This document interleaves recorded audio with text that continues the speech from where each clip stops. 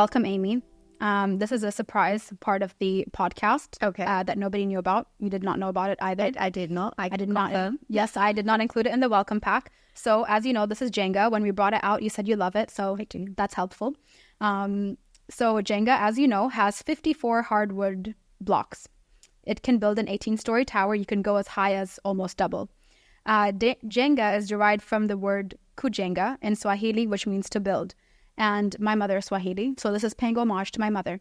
Okay.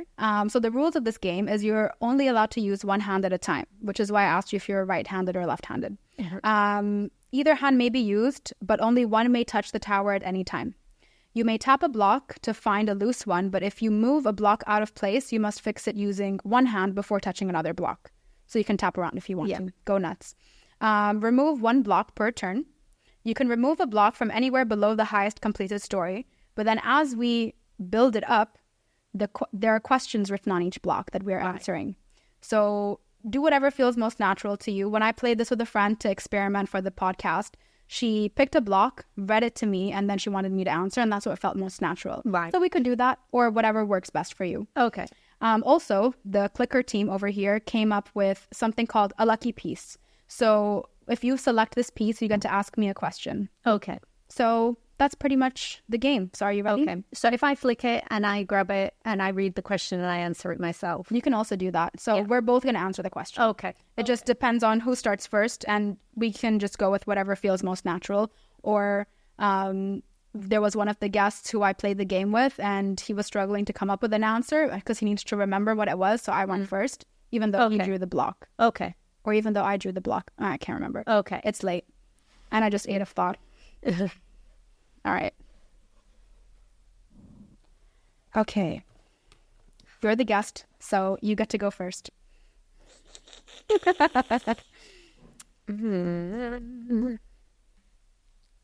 Oh, I think that might be a bit high. Oh no, I've forgotten how to play Jenga. It's all right.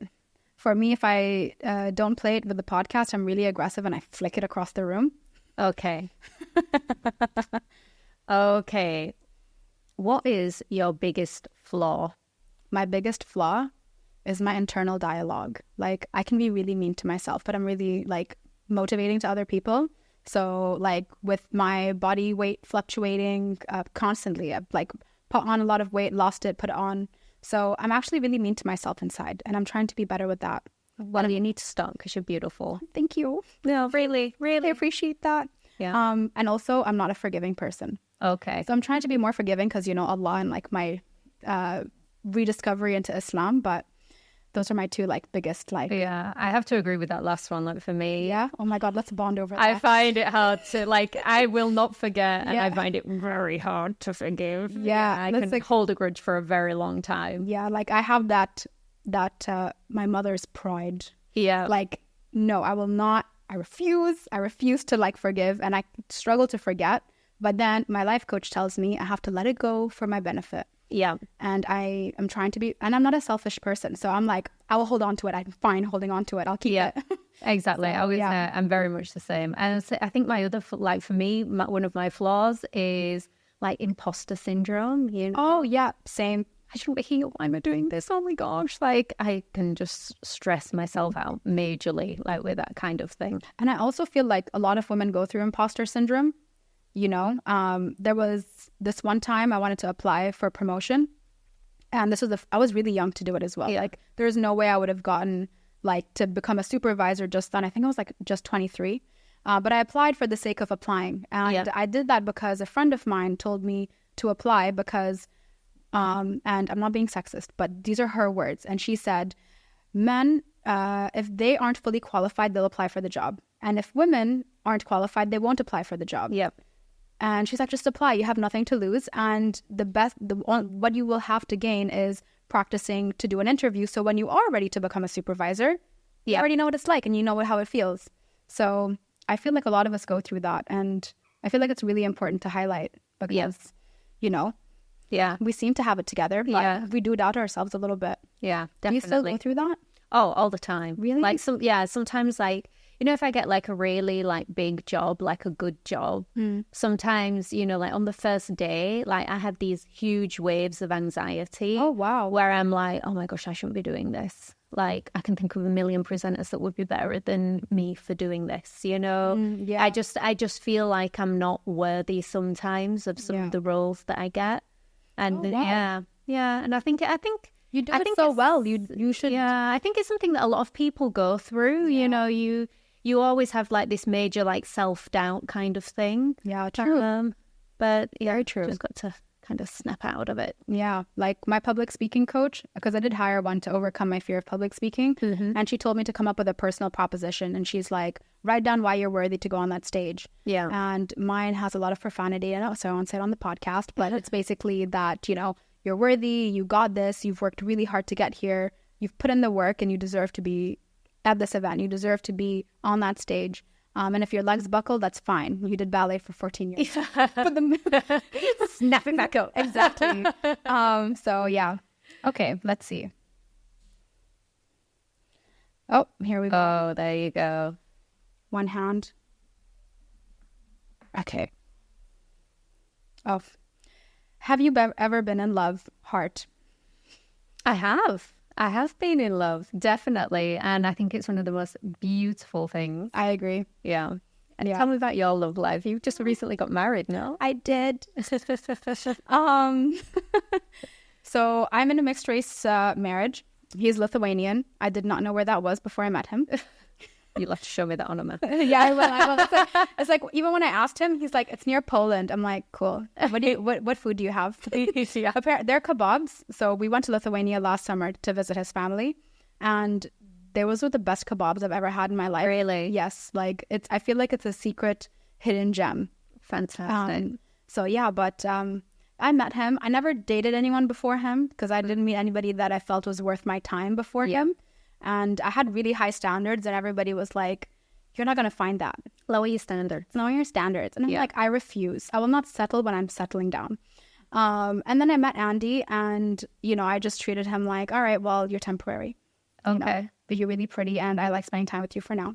Yeah. And then he made me realize that my love language is acts of service, because I always felt the need to do everything constantly. My love language is all of the languages. Yeah. I just want you to do everything and gift me. Yeah, please. exactly. Thank you. Well, to be honest, it is definitely all five. My top one is acts of service, and my lowest one is words of affirmation. You can tell me I'm the greatest thing to walk on this earth, and I won't believe you unless you like carry me or something. Yeah. Oh no, I want the words of affirmation, but like, and I might not necessarily believe it. Yeah. But I just want to hear it. Oh, I am fair. fabulous. You tell me, like Fabulous. Yeah.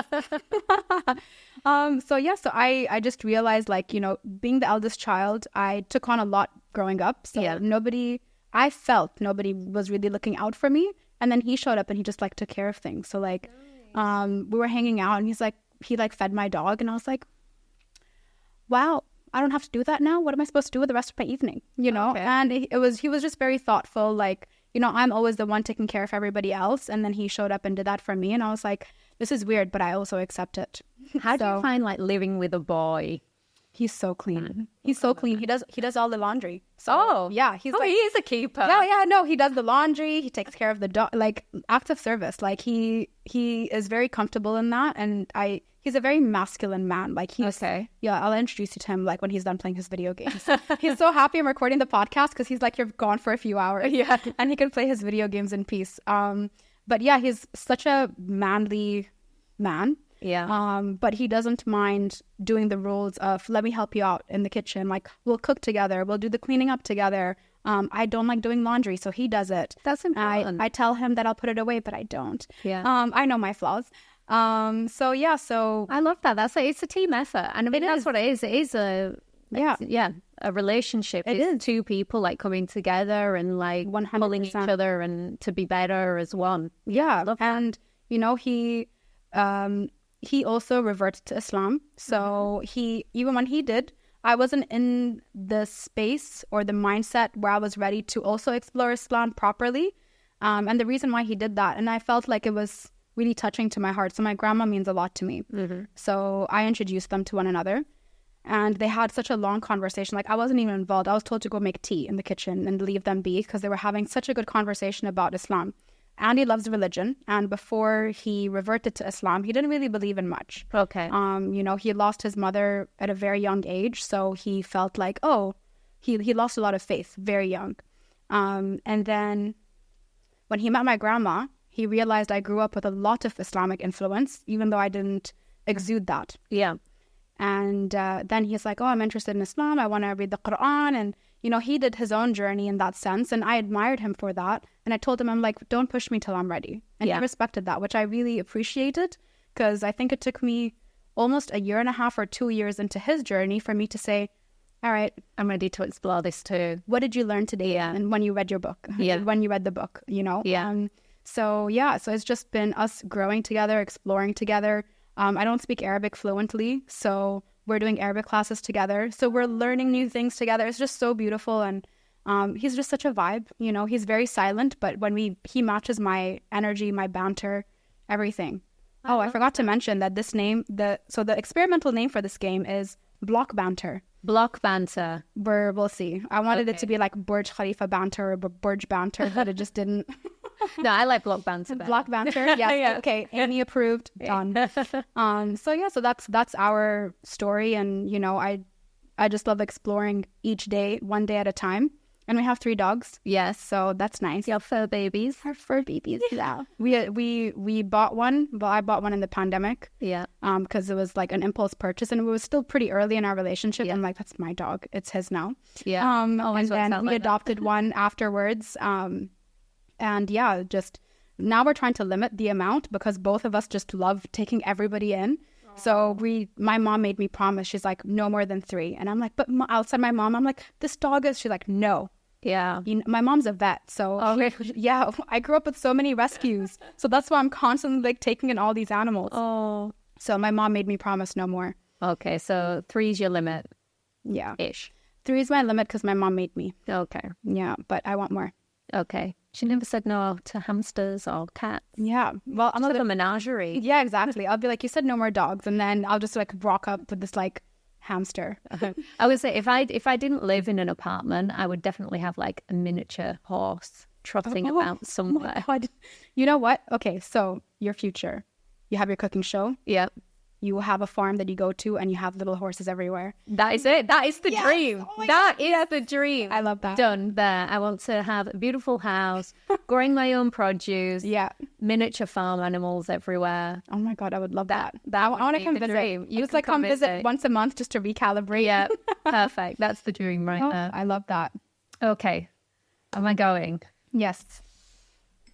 I want to take that one, but I really, because it looks like it will come out easy. Oh, that one. It came out even easier. That was a lot easier. Okay. Oh, this is a long question. Oh, I forgot what I wrote on the blocks, by the way. What is something you noticed but didn't pay attention to in the beginning and had to learn the hard way later on? I don't even like myself for this question because I have to really think about it. Is there anything that comes to your mind while I let that marinate? Though I wrote that question. I think one thing that for me, a lot of my work that comes is like contract based. Mm-hmm. So it's not like, like a long-term job. Yeah. And I think when I was first starting, I got an amazing job with a racing team. Mm-hmm. And I didn't really pay attention to like studying like my income, respecting like payments and things like that. I just never really gave it much thought. Like I just thought it would always be there. Like, I've got this amazing contract. They keep telling me they're super happy with me. Like, yeah. And then the race company went bankrupt. Oh. And I lost everything. Oh. And I was like 22, 23 at the time. Mm-hmm. So it was a real slap in the face and a real wake-up call. Mm-hmm. So, yeah, I think like kind of that monetary education, I never really paid much attention to it. Yeah. Because I just was reliant on the fact that it was always going to be there. And then when it wasn't, it was a pretty hard wake-up call. I can imagine. That must have been like a real shake. Yeah. So I think, I would say for me, that is something that I didn't really pay attention to, but I definitely learned my lesson. Yeah, that sounds really intense. Yeah. Come to think about it, for me, it was in school.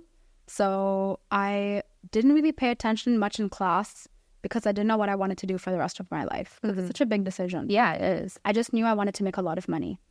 But how? Don't we all? Yeah, exactly. So I didn't know what I wanted to do. Everyone constantly kept telling me, they're like, you have so much potential. I'm like, yeah, but in what? They're like, we don't know. Did you have to do that questionnaire when you were at school? Like, where you'd do that ticky boxy questionnaire and then it'd tell you at the end, like, which job would be most suited for you?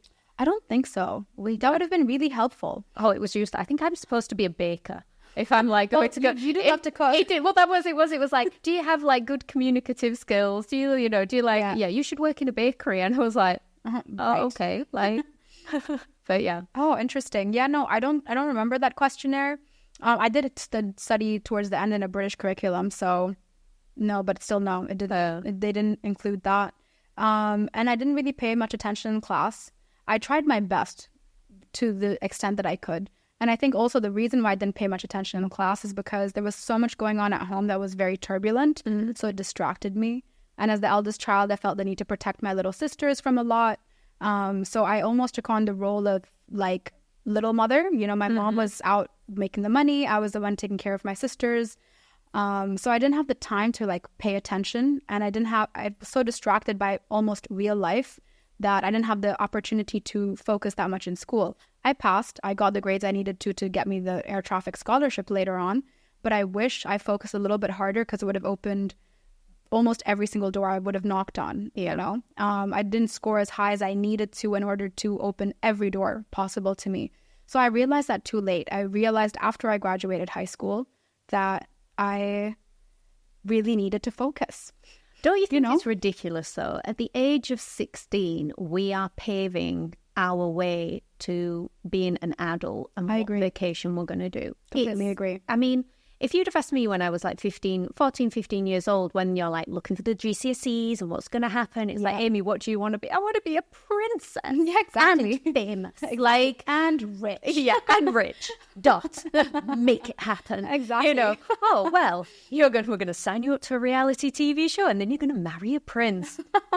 You know, it's like like literally it's like 16 years old and you're already like kind of paving your adult life. It's crazy when you think about it. And I think that's like you were saying, you know, you didn't know what you wanted to do. You didn't know where you wanted to go with things. Like, you know, you didn't know what to put your effort into because everything it was just so vast what was open to you. And I think, you know, it is really difficult to like make those life decisions at such a young age. Completely agree. It's crazy. And I do think that the education system needs to figure out a way where you can kind of have more of a broader education from a younger age. Yeah. And then define what you want to do later on when you are an adult. Because quite honestly, I made my GCSE decisions age 16, like you said. Yeah, same. And then that depicted what I was going to do then for the rest of my life because I couldn't all of a sudden change. Now, if at 18, 19, if someone had have said to me, okay, well, what way do you want to go in your education? I probably would have changed, you know, the path that I'd have taken, but it was 100%. Too late at that point. Yeah. And because my IGCSEs, I didn't do that great. So my A-levels, I took biology, geography, and physics. Okay. Is that right? No. Biology, geography, and business. Okay. What am I supposed to do with that? Yeah. So, you know. Yeah. You know, biology, I know that the human form struggles to do night shifts. Geography, air traffic control. Okay, I was going to say, I'm glad you did geography. Yeah. I mean, I out of all of the subjects you did, I would say that was probably the most Exactly. I need to know about the weather and clouds, so that definitely helped. But yeah, it wasn't intentional. And my mom was a vet. She was the first female vet in the country, like back in, I can't remember which of the 90s it was. Yeah. You know, and she wanted me to take over the veterinary clinic. And I had a knack for it, you know, like I would help her with the surgeries, you know, post-operative care. I would prepare all the vaccinations for her. I'm great with syringes. Legally, you know, and that's what I did. And I had a knack for it, but it just wasn't my calling. I was like, you want me to study for 7 years? That's exhausting. That's what's quite daunting, isn't it? When you're like 16 years old, it's like, okay, pick a job. Pick, what do you want to do? Okay, well, you're going to have to do this. And then, you know, when you're like 80, you'll be qualified. And it's like, exactly. You know. And then when I was in my gap year, I was on Facebook, you know, though Facebook was popular then. So I did have a modeling agency reach out to me, and my mom's like, no. She's like, and like all the women from my mom's side are like, went to medical school, they were doctors. And she's like, I'm so sorry. But my mom literally said, she's like, you need a job of substance. And I'm like, but this is something to pay the bills. Like I can help out. And also like, I'm pretty. And she's like, no. So she like, completely shut it down. Honestly, if I had a daughter and she said she wanted to be a model, I would tell her no. Okay, well, she completely shut it down. And I'm happy that she did, you know, because now when I look back, I'm happy I didn't venture down that path, because I don't think I would have applied to the other jobs otherwise and gotten into air traffic control. Yeah. And honestly, from someone who actually took that path, and like, I don't mean any disrespect to my parents at all, but I was like the first one to go to like university in my family, and you know, and off the back of that, then I got obviously the Miss Great Britain and the modelling opportunities, and I really thought, okay, like this is great, like for me to start making money, because that's like when you're at uni, that's all you're waiting for, is to get into the big world and start making that money, like you know. I completely understand. And for me, like, although I was very lucky in my career, I had an amazing career modelling, and then obviously it morphed into TV presenting. Yeah. But if my daughter was to, my imaginary daughter, was to come to me and say, yeah, you know, I want to be a model, I don't think that I would want her to pursue that career. Like you said, you know, you want something with more substance. You want something that has got longevity. Yes. You know, and that's part of the reason why I moved over into TV presenting, because there's more longevity in the career. But even that has got like a limit and a sell-by date. So it's that like... Sucks. Yeah, so cooking show. Yeah, you know, food is always required. Yeah, exactly. I love food. Like I just ate a iftar and I'm like, gay mat. Oh wow. Okay, did you pick the blocks? It's my turn. Yeah, sure. Okay. No. I love speaking to you. We need to do this in person more, because you're my virtual friend. Yes, I know. We need to do it. How do you want to be remembered? Good hair. Check.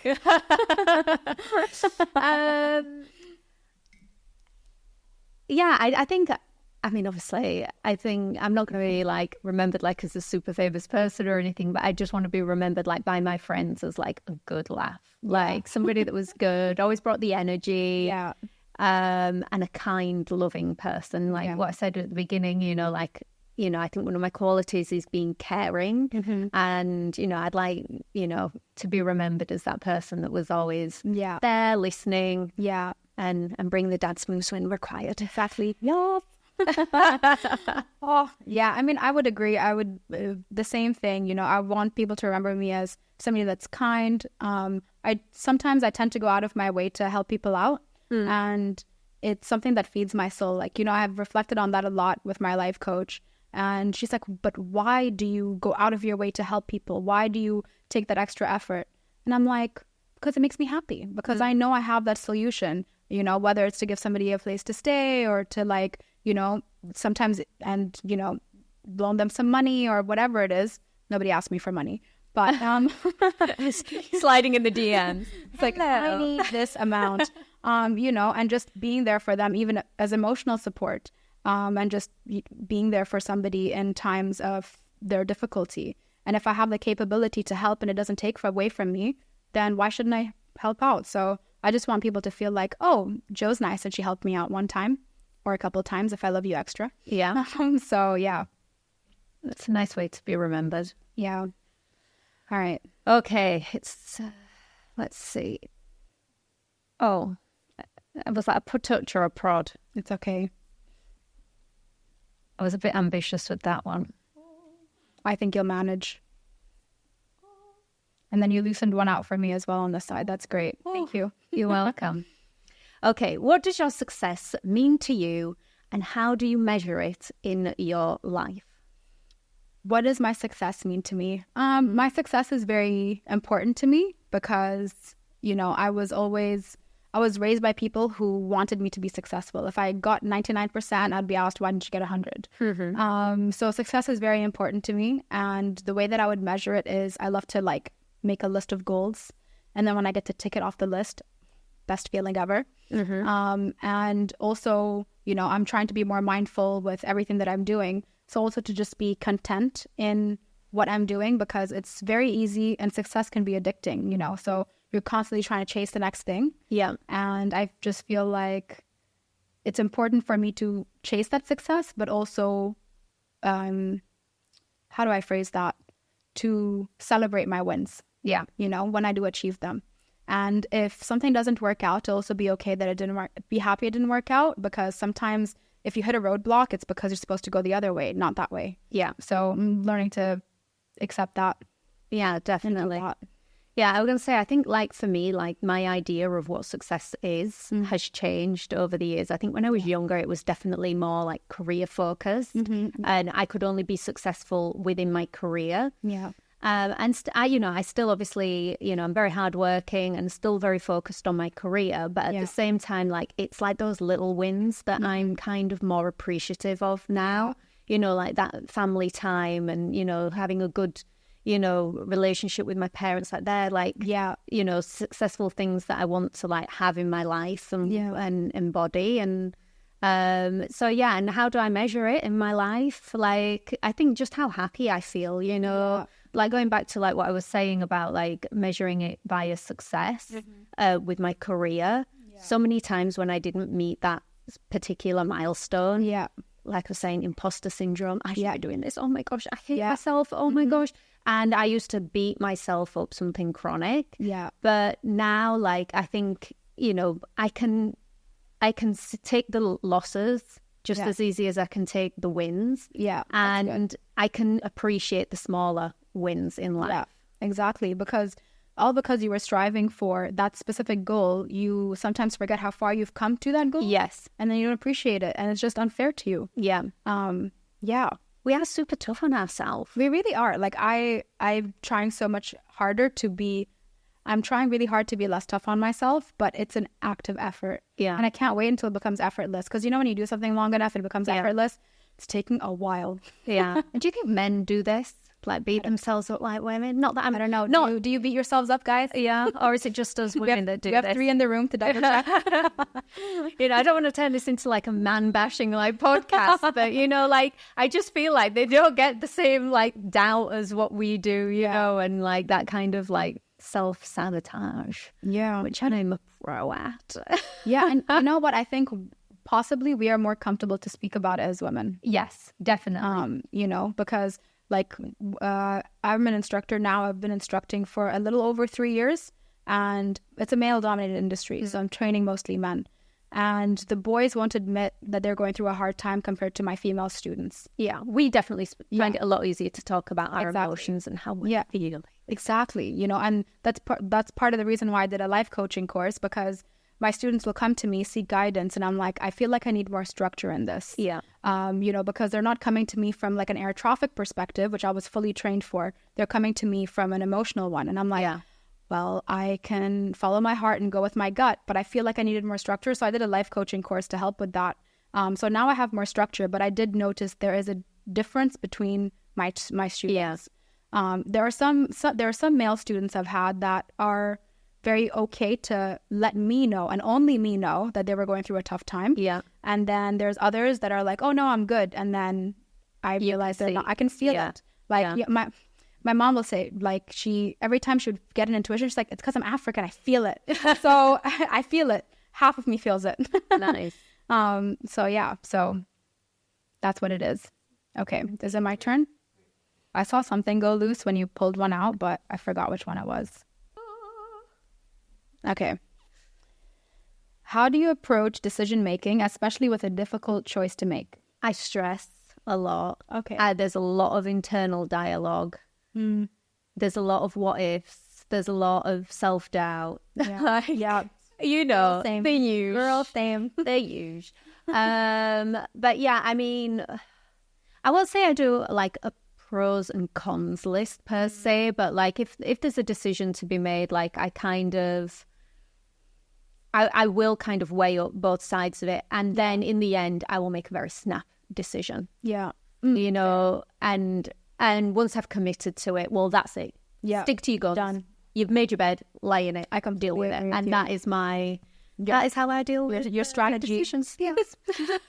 Well, I think it depends on the big decision. So, like, it was always a life goal of mine to, like, buy the house that I live in. Yeah. Because growing up, we always rented, and the uncertainty of, like, renegotiating with the landlord every year.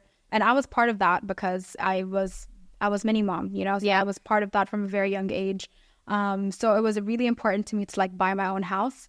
But then every time I was about to do it, something was just always holding me back. Mm-hmm. And then I was like, that's it, khalas, this is the year, you know, like post-pandemic, I'm like, these prices are a joke.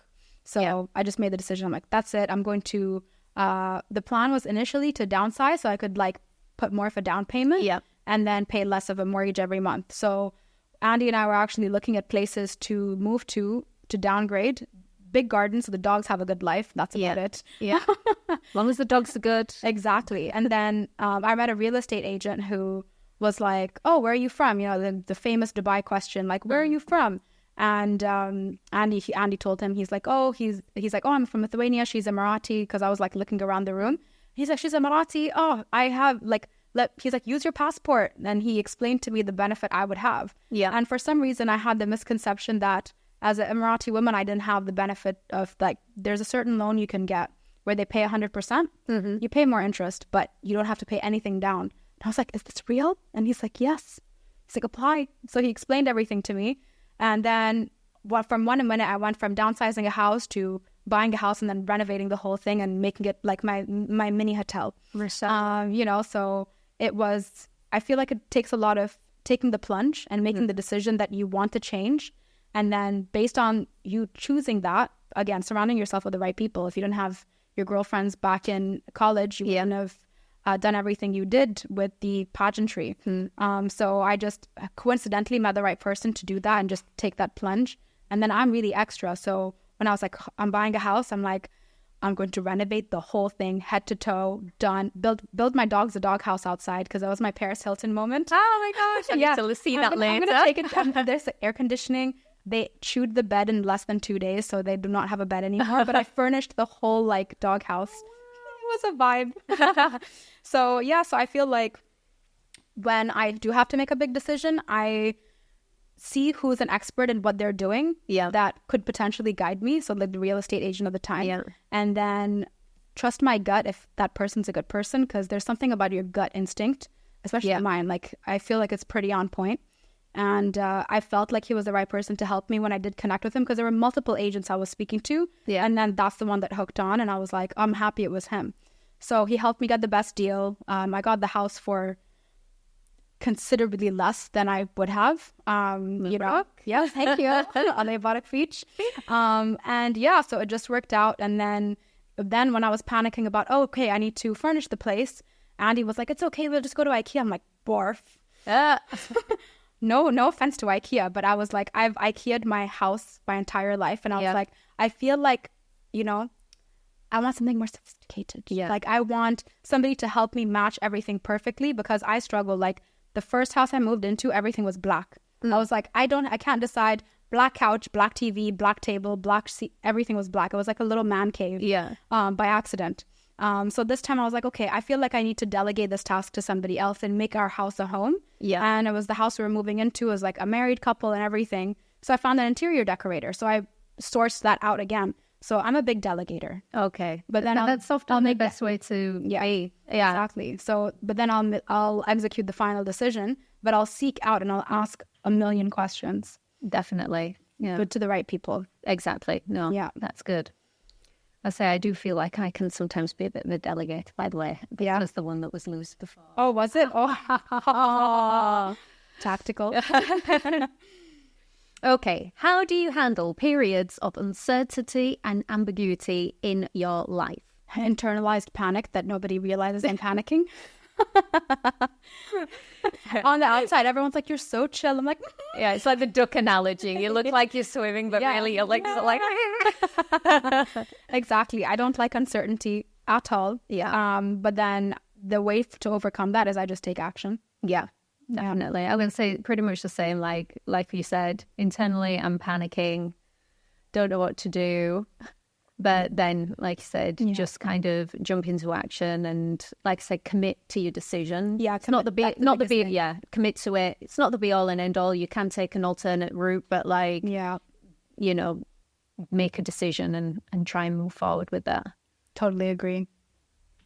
Oh, that was a loose one. Oh, this is where it starts getting very interesting. That's how I actually play Jenga. Oh yeah. We're doing the polite version right now. Exactly. First time playing Jenga together, you know? Exactly. If you could have a conversation with your future self, what would you ask or discuss? How many horses are we good? Yeah. Is it unreasonable to have 15 horses? 16 is the limit. 15 is fine. But yeah, 15 is fine. Sorry, what was the question? Oh, wait, I already blocked it up. Yeah. If you could have a conversation with your future self, what would you ask or discuss? It's always like, I think it's like the reverse of the normal question of if you could speak to your younger self, what would you say to her? Like, you know, be strong, be motivated, don't self-doubt so much. Yeah. So if I could have a conversation with my future self, it would probably be also to embody those things. So then further down the line, you know, I'm not fighting like this negative internal dialogue and, you know, and to probably just trusting myself a little bit more. Like, I'm doing all right. Like, I don't know why I beat myself up so much, but like, you know, I can handle things, I can do things. So just kind of having that trust in myself. So and to buy the 15 horses. And to buy the 15 horses, yes. Because 16 is too much. And the miniature pony. Oh, yeah. Pony and horses are different. Exactly. It's allowed. 15 and a half. I do love ponies. We took the dogs to Hatta Fortatel, and the Frenchie lost his mind when he saw a pony. Oh, really? Like, he was just like, oh my God, this is amazing. And it was actually really nice to see this like tiny little French bulldog with this like little pony. Like, I squealed on video. I don't even know what pitch I went to, but it was insane. And when I rewatched the video that Andy took, I was like, I love that. But yes, I would love to have a pony. I would love to have a house with just a garden bigger than the home itself and just a lot of animals. Yeah, lots of rescues. Same. Yes, that's a dream. Yeah. Do you have a space for a miniature pony stable next to the dog house? Yes, I can make room. Okay. Yeah. Air conditioned also. Air conditioned, perfect. Well, if I could have a conversation with my future self, what would I ask? I wrote these questions and I promise myself not to answer the questions before I speak with the guests because I didn't want to like have your spiel perfect. Yeah, exactly. And then you'd look at me like, what? Wow, so articulate. Lies. I would just like to like know what's up, you know, like what happened? How did it go? Was it okay? You know, and also, if I'm having that conversation with my future self, I'm going to assume that everything did turn out to be okay, that I was worried about. So I would just like to basically catch up with myself and also see how wrinkly I got. You know? There'll be no wrinkles for me.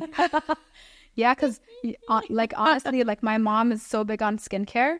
And even for me, like I've got at least like a 9-step skincare, hair care, scalp care regimen. Wow. I do like every night before I go to bed, and then when I wake up it's like 5 steps and all of that, and it's just, you know, I'm putting in a lot of work. So I'd like to see that I aged gracefully, as vain as that sounds. Yeah, the same. About time I spend in the doctor's office, I should hope that I'm looking perfect by the time I reach 60. Yeah, everything's ironed out. Yeah, no, I mean, even my mom, like, mashallah, I can't say her age because she will actually slap me in person. But, you know, she looks at least 20 years younger than what she is. Oh, fab. Easily, right? And I was like, oh, I just hope I absorb all of those genetics. And you know, she takes care of herself. You know, she does love to go to the clinics and like, she's just like, just make me look better. And she truly does look better every time she goes. And you know, that self-care is so important. Yeah. But and she's a very honest woman. So I just go to her and I'm like, Mom, is it time to start Botox? And she's like, not yet. And I'm like, what a compliment. All that eye cream that I keep dabbing in. Oh, it worked. eye cream. Exactly. Oh, fab. Okay. Oh. Here we go. What is the best advice you have ever received? To be kinder to myself, because all your thoughts accumulate inside you and they exude who you are. Yeah. You know that gut feeling that you feel when you were like, I don't know how to place that. It's because that person is thinking and feeling them, and then you pick up on that. Yeah. So True. Just be kinder to yourself, because then you put out better in the world. Yeah, definitely. And I think for me, the best advice I've received is to care less what other people think. This is so important. I worry about this so much. Like, what do people think of me? Do people think... I think this is why I overcompensate sometimes with being too nice. Mm-hmm. And people take advantage of that, because I'm all... You know what we said earlier about, like, people had this, like, preconceived idea of who Amy is. Oh, she's pageant queen, model. Mm-hmm. Like, she must be a bitch. You know? You can beat that out. And so people had this idea of who I am, and I feel the need sometimes to overcompensate with my niceness, which makes, in some people's eyes, makes them think that I'm weak, because I do that, you know, because I'm so nice. And so when someone's told me, like, don't care so much what people think, I think that is like the best advice. And you know, I'm slowly kind of, you know, if you think I'm like that, will think I'm like that. Think that I'm this horrible person. You've seen a picture of me on Instagram. You've met me once. You're the bad person for making that assumption of me. Yeah. And I don't care what you think. So, you know, I know who I am, and I'm true to myself. So I think caring less about what people's thought is of me is probably like the best advice. Whether I listen to it all the time or not is a different matter. Exactly. But I do like that advice, and it is something that I do try to take on board. Yeah.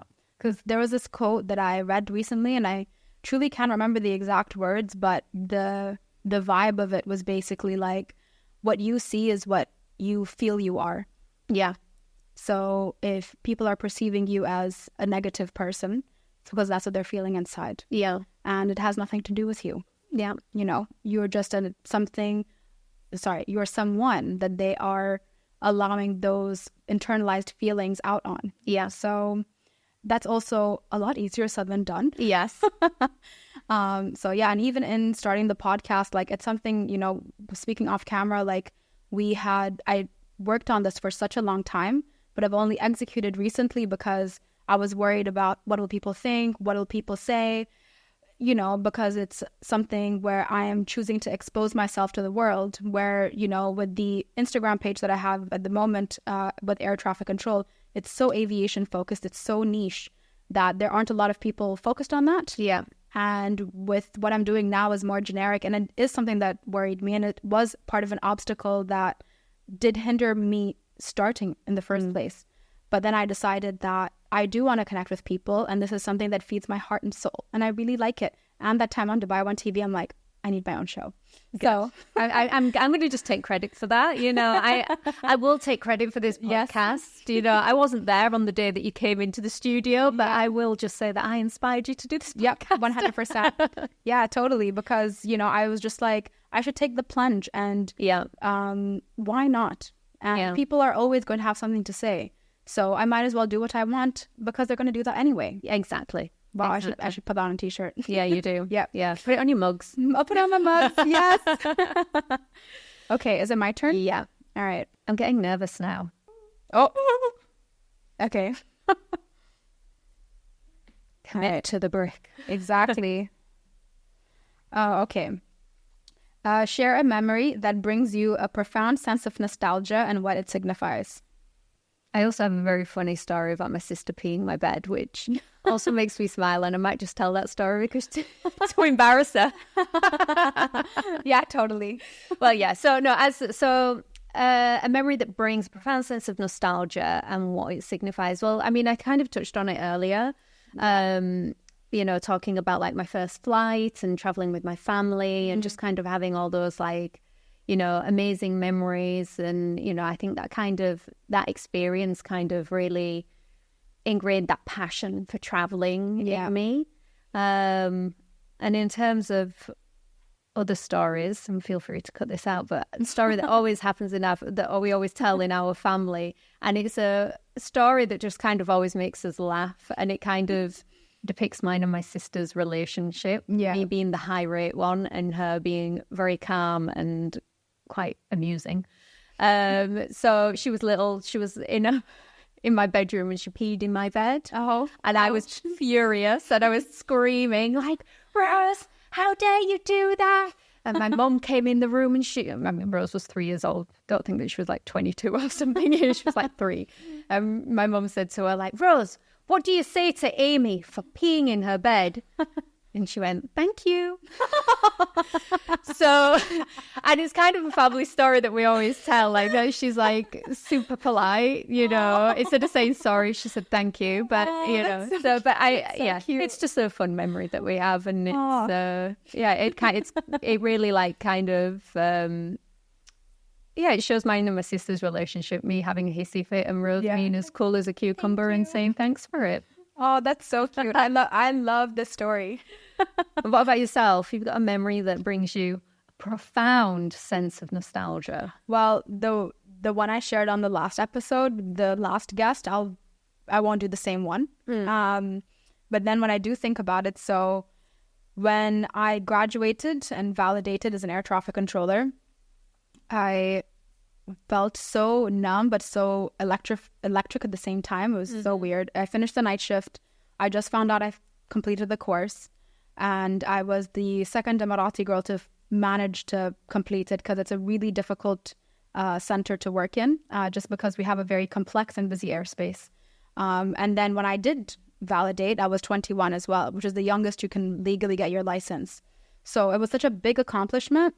And I remember all I wanted to do was to just come home. And at the time I had a cat called PETA, and it stands for P, pain, I, in, the ass. Because she really was. I rescued her. So I'll give you a brief story on PETA before I go into my nostalgic memory. So I went to visit my mom. I was walking across the street. I had an abaya that was like very like in the air, like, oh, like your hair when you're riding horses. It was like, oh. And this cat runs across the street and a car runs over it. And I was like, no, this is so traumatizing. And then the car continues to drive and the cat's fine, runs over to me and is playing with my abaya like, whoa, look at the way it moves in the wind. And I was like, you were meant for me. So I carried her, drove her to my mom's clinic. I called my mom. I'm like, Ma, please meet me at the clinic. I rescued a kitten. She's like, again? Another one? I'm like, no, this one I'll keep in my apartment. Like, I won't leave it in the cattery and everything. So she came, vaccinated, dewormed, made sure that she was healthy, and I brought her back to the apartment. She was so intelligent. She could open doors, everything. And I lived on the ground floor, and I just felt like she should have the freedom to be free, and she'll just always have a place to eat. So I let her roam around. She would come to the parking lot and wait for me in the parking. She knew exactly my parking spot. The community gym, she would walk with me to the gym, and if there was nobody in there, she'll come and hang out with me while I'm on the treadmill. She's like, come on, lady, run faster. But I called her a pain in the ass because because she broke my favorite perfume bottle, and I was on a student salary, giving my mom most of my money, and she broke the one most expensive thing in my house. Even though I shut the door, she opened it, climbed up, played with my perfume, and on the ground. She deserves the name PETA. Yeah, she really does. She really does. Perfume smasher. So anyway, that would have been a good name also. Yeah, perfume smasher. Perfume smasher. That's probably like her wrestling slogan or motto. So for me, the first thing I thought of was I would love to go home and hang out with PETA, which was a shock. And I knew she'd be waiting for me in the parking lot. So I got back. I picked up some McDonald's on the way. I got like the 1 dirham ice cream, which is criminally 2 dirhams now. And then I came back. There was a children's swing set. So I just came to the apartment, changed to my pajamas, went out, took my McDonald's, and I played on the swings. And Peta, of course, was like trying to catch my feet and claw me because she is a Peta. And I just remember thinking and watching the sunrise. I was like, wow, I made it. Can't wait till payday. Because that's when I get a salary bump. And, you know, I will always love and have a special place for McDonald's ice cream because of that. Sponsor the podcast. McDonald's Emirates, we are speaking to you. Exactly. So it's basically, that's the nostalgic memory. That cat and the ice cream. Yeah. Definitely more profound than my sister peeing the bed. That is the most excellent story. Thank you for sharing, Amy. Thank you. Okay. But I think you should just commit. Wow. Do I get bonus? Yeah, 2 questions. 2 questions. Okay, I think that one we've done. We've done that one? Oh, yeah. That was from the other ones. So. Just stack it on top. Okay. Do you believe in second chances? No. I'm trying to be better about it, though. Well, you said that you're quite tough and you don't like to forgive. No, but I'm trying to for me. Yeah. Even though it doesn't come natural. Yeah. Second chances. Yeah, I do. You get 2 chances. You do get 2 chances with me. But that's it. Okay, that's nice of you. Yeah, it is nice of me. And I've had people like cross me and I've given them the benefit of the doubt. Yeah. Let them have the second chance. Mm-hmm. And when they've messed up, they always come back crawling. But by then I've just emotionally detached. Like, completely agree. Friends, whatever it is, work relationships, like I cut that cord, like you're dead to me. I completely agree. You have to protect your energy. No matter how close you were in the past, if there's a certain line that's crossed, no. Yeah. No more. Definitely. All right. Okay. Oh, this one. Oh no, I have to use the same hand. I am upset with myself for my own rules. All right. Have you ever had a nickname? What is it and what does it mean to you? Well, my name is Amy. It's 3 letters. Yeah. So you can't really shorten it. But my family call me Nimmers. Nimmers. Because when I was little, my name is Amy Caroline Kitchingman. And I used to tell people my name is Nimmers Tudla Chichima. What? So, look, I've given you a small insight into my family. My sister pees the bed and I was called Nimmers Tudla Chichima. Like, I mean, it was a madhouse. This is the name we're going to use to introduce you into the podcast episode. Yeah. Hi, my name is Nimmers Tudla Chichima. And on today's podcast... So my mum and dad call me Nimmers. Okay. Like there's and it's probably the only nickname that's ever really like kind of stuck. Mm-hmm. I mean, they don't always, call me Nimmers, but all right, Nimmers, like it kind of comes out. Yeah, it comes out and they use it. So I love that. Nimmers to Lechichuma. What about yourself? My sisters used to have their own language because they're really close in their birthdays. Yeah. And they had their own language. And this is what it reminded me of because they just spoke to each other and they seemed to understand what was going on. And I'm like, I don't even know what language that is. It's definitely nothing like documented. So yeah. This is actually a question that one of the other guests drew as well. And I'm happy it came up again because this nickname is everything that you mentioned. And I have a long name. So yeah, my name is Jouhayna. It means the beginning of new things, your sunrise, and I've gotten so many nicknames because of it. So in the last episode, I mentioned Jouhy because Jouhy. My grandma she always writes in her diary and my name was too long to write. So she would call me Jouhy and she would also say it out loud. And then what other nickname? Joe, everyone calls me Joe. Yeah. And it's had more of a significance because at work, my 3-letter abbreviation for like whatever I do at work is JOH and then dash Jouhayna. Yeah. So J-O-H, Joe, it has more of a significance to it now because it's what I've been called for 10 years at work in a professional setting. It's not just like I'm trying to shorten your name because I can't pronounce Jouhayna. Yeah. So Joe means more to me now because of the air traffic persona that is Joe. Yeah. She's a tough one. Yeah. She curses like a sailor to survive. We've been good on this podcast. Yeah, we really have. We've been minding our P's and Q's. Exactly. Like when I bring you back for like season 100, it'll just be like, boop, beep, beep, Yeah. beep, beep, They'll be with the button like, yeah, exactly. We both made it enough not to care. Oh, yeah. Yeah. Okay. Yeah. Nice nicknames. Thanks. They make more sense than mine. Your nickname is everything. Like I need to like amend your name on my telephone. AKA. Yeah. Okay. Let's see. Oh. They're all so easy. Now they're easy. How rude. Oh, that's the whole. oh no, it's not. That's all us moving forward. It's wedged. There we go. Oh, Yay. Cute. well, How do you thank feel? you. Good. I enjoyed our chat. Okay, let me have a look at some of the other questions. Oh, yeah, now go- while go we're now. here, like what we're saying.